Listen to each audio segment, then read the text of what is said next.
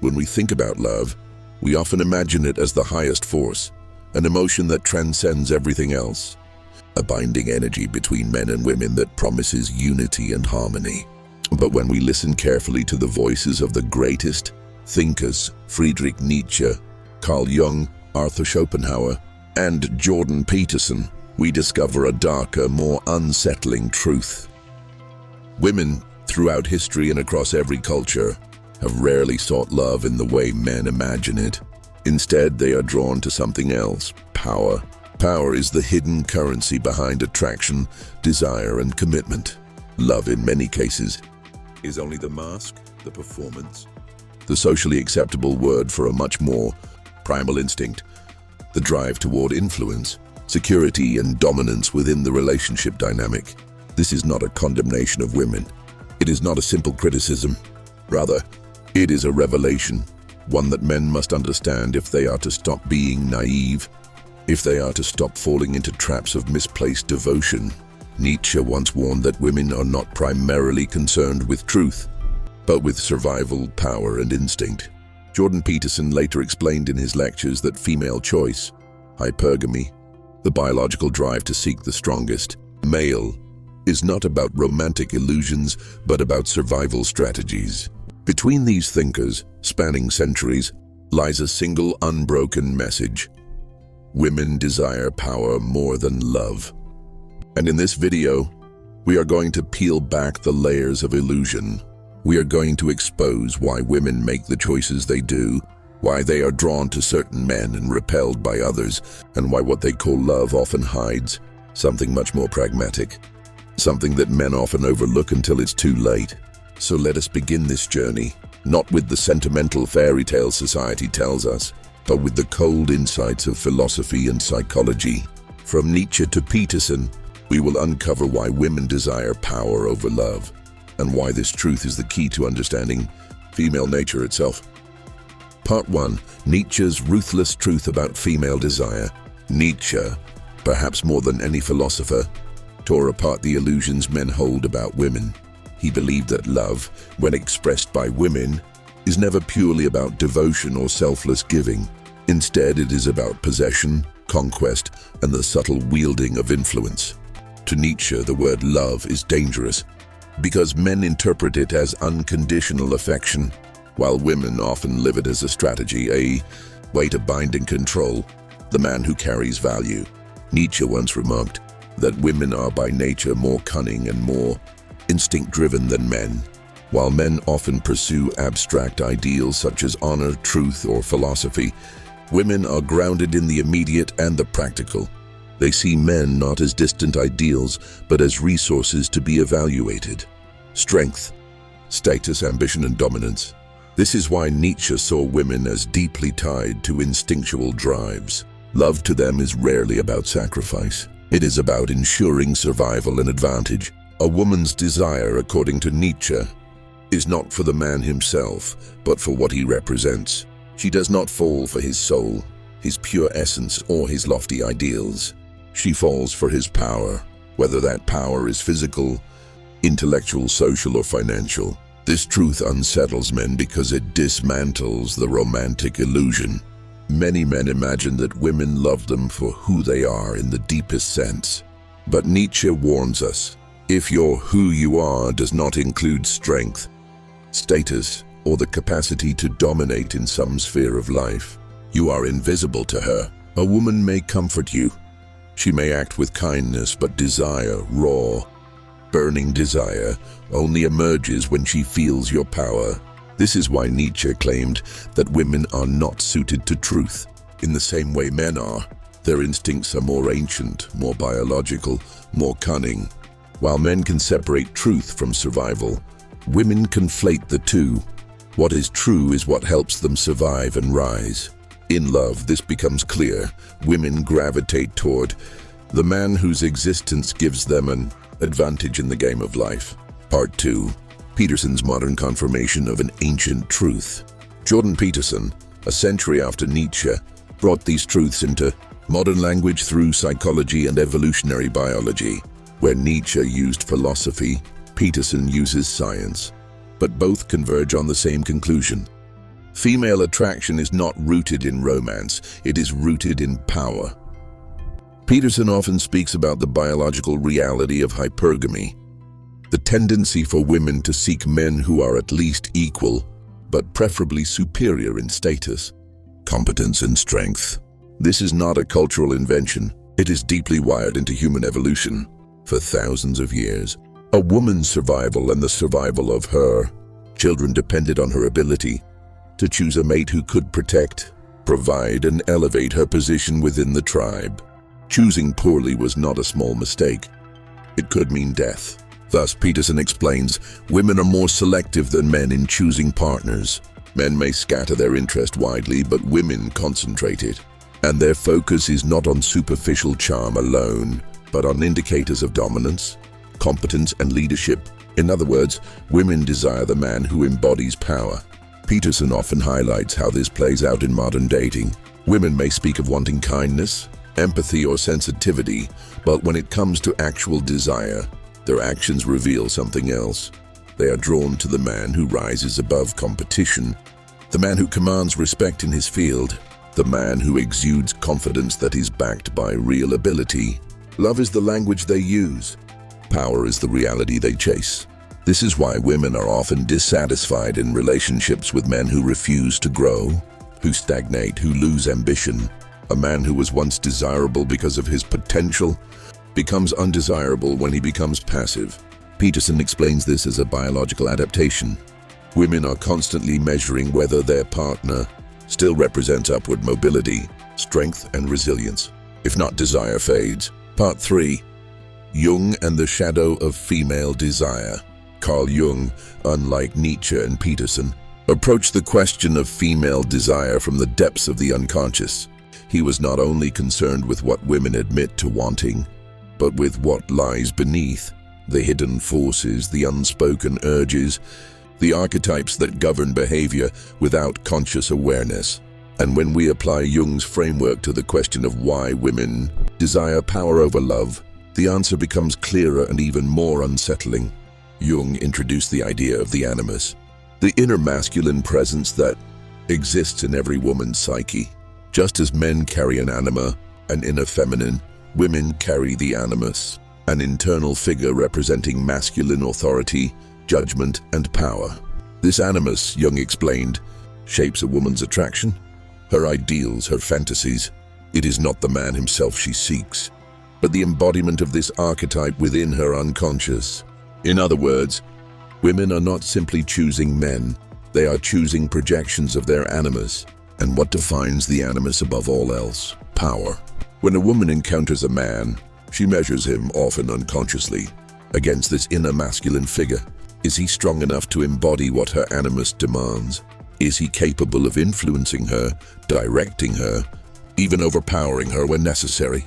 If yes, attraction blooms. If not, she feels nothing. This is why women often reject nice guys.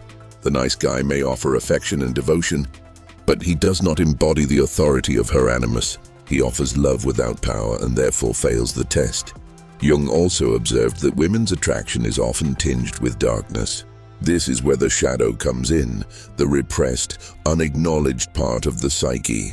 For many women, the shadow includes a desire for danger, for dominance, for being overwhelmed by a man who represents forces greater than her own control. This explains why women are often drawn to men who are slightly dangerous, rebellious, or unpredictable. These men embody power in its raw form, not necessarily moral or kind, but potent, commanding, and real. This is a truth that modern men resist. They want to believe that goodness is enough, that devotion will win her over. But Jung shows us that her unconscious is not moved by goodness alone. It is moved by power, especially when that power is integrated with mystery, confidence, and the ability to awaken her shadow desires. Love without power leaves her unsatisfied, no matter how loyal or gentle the man may be. In Jung's framework, this makes perfect sense. The animus seeks completion through union, with an external figure who embodies strength. The shadow craves the forbidden, the overwhelming. Together, they push women toward men who project authority and force. The man who lacks these qualities is left bewildered, wondering why his love is not enough. The truth is simple. because her psyche craves power above all. Part 4. Schopenhauer's brutal realism on female nature. Arthur Schopenhauer, writing decades before Nietzsche, was perhaps the most unsparing philosopher when it came to describing female nature. Where Nietzsche saw instinct and Jung saw archetypes, Schopenhauer saw ruthless biological will. To him, women are agents of the will to life, the blind, ceaseless drive of nature to preserve and reproduce itself. And from this perspective, women's desire for power becomes not a preference, but a necessity of survival. Schopenhauer argued that women are closer to nature than men. They are less concerned with abstract ideals and more bound to the practicalities of survival and reproduction. Their choices in men, therefore, are not guided by love in the romantic sense, but by calculation, whether conscious or unconscious, of which man will give them the best chance at securing resources, protection, and strong offspring. This is not selfishness, but nature's law expressing itself through them. To Schopenhauer, love is an illusion. It is a trick played by nature to ensure reproduction. Men imagine they are in love with a woman's beauty, her personality, her essence. Women imagine they are in love with a man's soul or character. But beneath this veil, Schopenhauer saw only the will to life manipulating both sexes. And for women, the central question of attraction is this: does this man have the power to secure my survival and the survival of my children? If the answer is no, love is meaningless. This explains why women throughout history have gravitated toward men of status, wealth, or dominance. In a tribal society, this meant warriors, hunters, or chiefs. In a feudal society, it meant lords, kings, or landowners. In modern society, it means men of ambition, influence, and success. Women may speak the language of love, but their instincts are selecting for power. Schopenhauer's view was harsh but brutally consistent. He claimed that men are the dreamers, the romantics, the idealists of love. Women, by contrast, are grounded in instinct. They do not care for lofty ideals, they care for results. And those results come through aligning themselves with men who embody strength. A woman may say she values love above all, but when tested, she chooses power.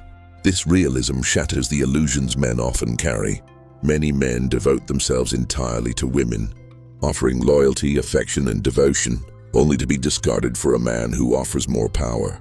To Schopenhauer, this is not betrayal. It is simply nature at work. Part 5. The Mask of Love and the Reality of Power. Now we arrive at the crucial synthesis of these insights from Nietzsche, Peterson, Jung, and Schopenhauer. Each of them, in their own language, reveals the same pattern. Women's attraction to men is not centered on love as men define it, but on power.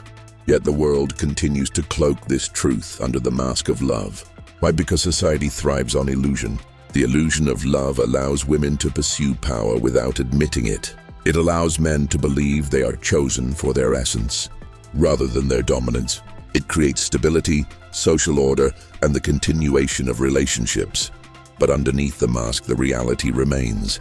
Women desire power over love. This is why women so often say one thing and do another in the realm of relationships. They may claim to want kindness, sensitivity, and unconditional love, but their actions reveal attraction to men who embody strength, ambition, and dominance. They may say they value equality, yet they are drawn to men who are above them in status or influence. The mask of love covers the reality of power but cannot erase it. This duality explains the frustration of modern men. Many men genuinely believe that being nice will earn them love. They believe that devotion will be reciprocated. But when faced with reality, they discover that women reward power with desire and powerlessness with indifference. The mask of love hides this truth until experience rips it away. Even literature and art reflect this pattern. Romantic stories often feature women torn between two men, one who offers love and one who offers power. The audience already knows who she will choose. Power wins. Love without power is fragile, unstable, easily discarded. But power, even when imperfect, commands respect and desire. Part 6. Why love fails without power. It is tempting to believe that love on its own is enough to sustain a relationship. Our movies, our poems, And our culture feeds us this illusion that if two people simply love each other, then nothing else matters. But reality, as both Nietzsche and Peterson remind us, does not bow to illusions. In practice, love without power collapses. Why? Because for women, desire cannot survive without admiration, and admiration cannot survive without strength. A woman may accept a man's love at first.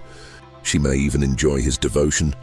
But if he cannot sustain an aura of competence, dominance, or ambition, the flame of her desire slowly extinguishes. Love becomes routine, then burden, then disappointment. She begins to feel restless, searching for the strength she craves. This explains why so many relationships fail even when love is present. Men believe that love is the glue that holds everything together, but women feel love only as long as it is attached to power. Remove the power and the glue dissolves. She may remain loyal for a time, but her attraction wanes. She may even resent the man who once enchanted her. Nietzsche warned us of this when he wrote about the eternal feminine. He saw that women are drawn to forces larger than themselves, to men who embody vitality, will, and strength. Without these qualities, love is hollow. Peterson confirms this with evolutionary logic.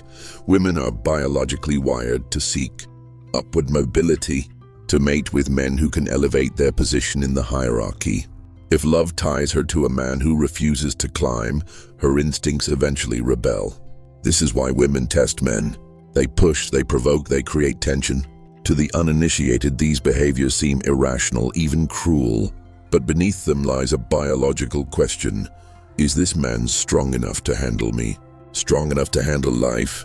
Strong enough to embody power? If he fails, her love withers. If he succeeds, her love deepens. The test is not about affection, it is about power. Part 7. The man who understands this truth. If we accept that women desire power over love, the natural question becomes, what should a man do with this knowledge? The naive man despairs, feeling betrayed, as if women's nature is cruel. But the wise man sees opportunity. He understands that this truth does not destroy love, it purifies it. It forces him to rise beyond illusions, to become the kind of man who naturally inspires both love and desire. The man who understands this truth stops begging for affection. He stops trying to prove his worth through devotion alone. Instead, he focuses on building himself, his strength, his ambition, his competence, his vision. He becomes a man of power, not just in material wealth, but in spirit. He does not shrink in the face of challenges. He does not collapse under pressure. He radiates stability and dominance, the very qualities her unconscious craves. Such a man no longer fears women's tests, because he sees them for what they are. Instinctual questions, not personal attacks. When she challenges him, he does not crumble or complain. He responds with calm strength, proving again and again that he embodies the power she desires. Her love deepens, her respect grows, and her attraction burns brighter. This man also stops resenting women for their nature. He does not blame them for desiring power over love, because he understands that this is simply how nature works. Just as men are wired to seek beauty, youth, and fertility, women are wired to seek power, dominance, and strength. To resent this is to resent reality. To embrace it is to align oneself with truth. Importantly, this man does not use his power to dominate women cruelly, nor does he lose himself in chasing their approval. Instead, he lives by a higher principle. He becomes powerful for his own sake, for the sake of his mission, for the sake of embodying excellence. Women are drawn to him not because he needs them, but because he does not. His power makes him magnetic, and his independence makes him untouchable. This is the man Nietzsche admired, the man of the will to power, who rises beyond the herd. This is the man Peterson encourages men to become, the competent, ambitious leader who climbs hierarchies and commands respect. This is the man Jung saw in the archetype of the hero, the one who integrates shadow, animus and anima into a whole, balanced self. And this is the man Schopenhauer reluctantly admitted nature rewards, the strong, resilient figure who embodies the will to life at its highest, from illusion to power. So we return to the question that began this journey. Why do women desire power over love? From Nietzsche's ruthless philosophy, to Jung's depth psychology, to Schopenhauer's brutal realism, to Peterson's evolutionary insights, the answer is the same. Because power ensures survival, admiration, and desire. Love without power is fragile. Power without love may still attract, but power fused with love creates the only bond strong enough to endure. The tragedy of modern men is that they cling to illusions. They believe that love should be enough, that devotion should guarantee loyalty, but illusions always collapse. Women, whether they admit it or not, are drawn to strength. They test, they choose, they admire power. And when men refuse to see this, they doom themselves to confusion, heartbreak, and resentment. But for the man who accepts this truth, a new path opens. He no longer wastes his energy chasing unconditional love. He no longer feels betrayed when devotion is not enough. Instead, he focuses on embodying power, strength, ambition, resilience, and independence. He rises not to dominate women, but to live fully, to embody excellence, to stand above the mediocrity that so many men sink into. And in doing so, he becomes magnetic. Women desire power over love, but this truth, once understood, does not destroy love. It transforms it. It forces men to grow beyond weakness, to embrace strength, to stop living in fantasy and start living in reality. And when love flows from power, it is deeper, stronger, and more enduring than any illusion society sells us. From Nietzsche to Peterson, the message is clear. Women desire power. The question for men is simple. Will you despair in this truth, or will you rise because of it? The choice is yours.